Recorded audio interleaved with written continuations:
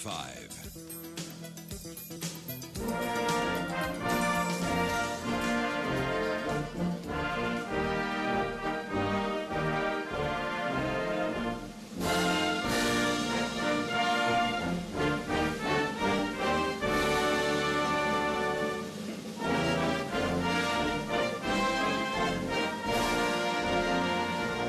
Michael D., I presume you've prepared your acceptance speech. Well, first things first. From here on in, you'll address me as President-elect or President Higgins. The days of Michael D., especially from you, are well and truly over. Secondly, when I grace you here with my presence at RTE, I expect to be met by no less a personage than Miriam O'Callaghan. You might try that introduction again, Joe. My apologies, Uachtaráin Higgins. We would be honoured, as indeed would our listeners here on Liveline, if you could give us a preview of your address to the nation next Thursday week in Dublin Castle for your inauguration. Tell me on Thursday, if they are shocking you, maar Uachtaráin na Heren. Is more on ochus or a meve, ag shasaf, o swarkor, ag she sees, or whatever it is. My loyal subjects, thank you for your votes. It comes as no surprise to me that I've been elected as your president. Don't expect me to be a Mary McAleese president.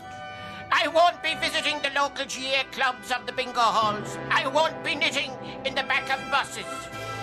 If I might address our current president, Mary McAleese, and her husband, Martin, I expect that you will have moved your belongings out of the Oris by no less a time than 6 o'clock this evening. If not, you'll find your black bags on the lawn. Might I say a heartfelt thanks to my dear friend Martin McGuinness for his timely intervention on the front line. Yeah. And I must make my first confession to the Irish people. I haven't always been upright with you. I spent 6 months in Fianna Fáil. I've been in Labour longer than most women. I've been a member of the Green Party, and 6 months ago, I secretly joined Sinn Féin. Oh.